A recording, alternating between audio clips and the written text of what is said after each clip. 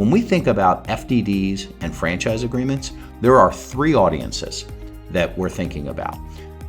Obviously, the franchisee, prospect. Who's going to buy this? Does it make sense? Is there a value proposition? Are we saying something in 2 paragraphs instead of 6? Is it telling a story here of what the brand is, the roles and responsibilities, creating, the least amount of ambiguity as possible? First audience.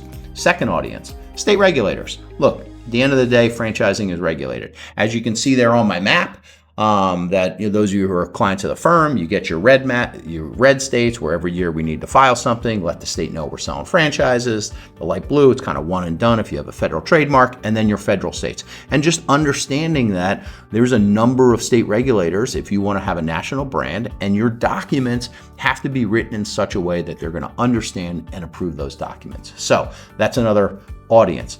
The third audience, perhaps the most important audience, especially if you're watching, this clip, is planning for the big exit. Who's the private equity buyer? Who's the person that's going to come in and say, wow, this thing is buttoned up.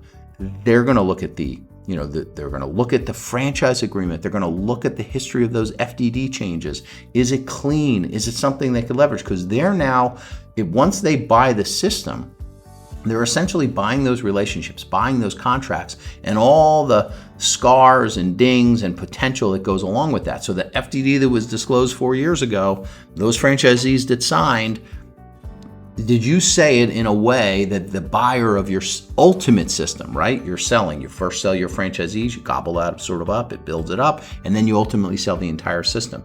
Well, what does your FDD and franchise agreement, what does that structure look like? Is it written in a way that, are there things about territory and exclusivity? If you're going to sell to a platform brand, can it accommodate different, maybe even people who are adjacent or competitors? Have you thought that all the way through? So that's an approach that you really need to be thinking about, the three audiences for your FDD and your franchise agreement: the franchise prospects, the state regulators, and the ultimate buyer of your entire system.